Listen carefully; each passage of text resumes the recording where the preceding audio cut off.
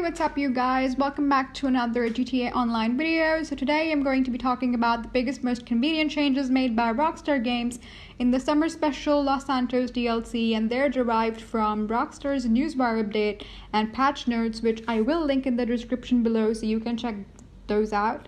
And in no order of importance, I'd first like to talk about the missions. Rockstar introduced 6 new Super Yacht Life missions, which have been added to GTA Online. Players who own a Galaxy Super Yacht can launch these and can play along with 1 to 4 players. These are co-op missions, and you could invite anyone to these. These missions can be accessed from the bridge of the yacht or by calling the captain and choosing to request a job. They're really fun to play, and I really enjoyed shooting down these helicopters during one of these missions.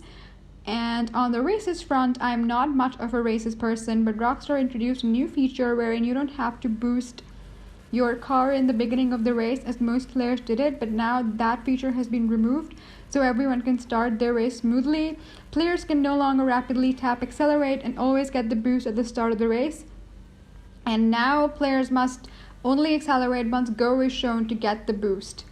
So that's amazing, I guess. And on the casino front, it's a newer map, so it's interesting. And another feature has been added that now players can see the amount of time that is left for you to spin the lucky wheel in the casino. It's quite impressive and convenient, as usually you can do it after 24 hours and no one likes to count the number of hours left, so it's great. Other than that, Rockstar added new locations for the existing types of modes, and they're called Entourage, Every Bullet Counts, Hardest Target, Juggernaut, Kill Coda, Resurrection, Slasher, Trading Places. You've probably heard of all of these before. And for business battle lovers, 2 new business battles have been added. You can click the link in the description for the full video I made for Aircraft Carrier Assault. And I've showcased the location and gameplay for business battles, and player can compete over 8 packages in comparison to the 2 packages in the previously released business battles. They're called Aircraft Carrier Assault, as I previously said, and Factory Raid. So click the link in my description and check it out. On the vehicles front, new vehicles have been added which are brand new to GTA Online, and they can be purchased from either Southern San Andreas, Super Autos, or Legendary Motorsport websites.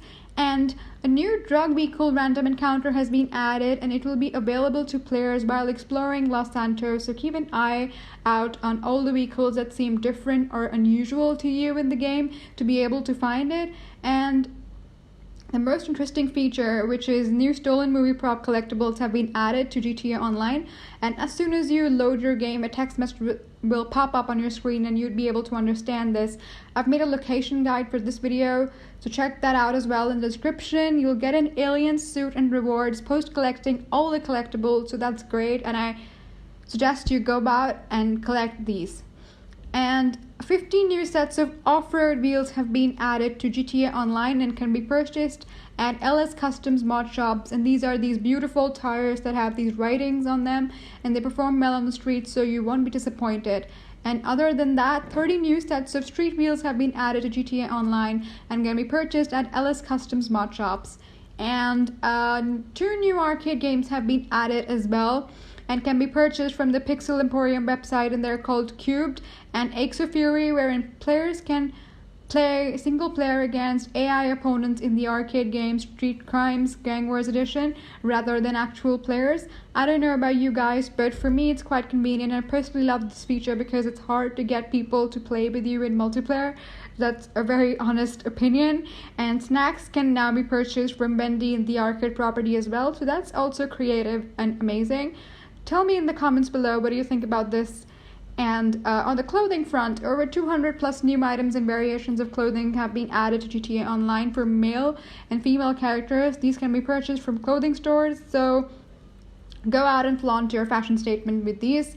On the properties front, players now have an increased cap on how many standard properties they can own. These have been raised to 8, so that's great. And a lot of gameplay improvements have also been made, such as new spawn locations have been added to the Pegasus system to increase the chances of the requested vehicle spawning successfully. And the most interesting feature, which I personally loved a lot, is that updates have been made to the frequency that players receive the calls from LJT about their businesses. And it usually happened to me a lot of times that I'm doing something else and there are these constant calls and they're very annoying. So I think the reduction in them could really help me in enjoying the game better. So that's it for this week, and last but not the least, the Recoils and Simeon's export requests have been updated to increase the reward for successful delivery. So that's it for this week, you guys. Hopefully you enjoyed the content. If you did, then make sure to subscribe and smash that like button for more Grand Theft Auto content on your subscription pages. Do not forget to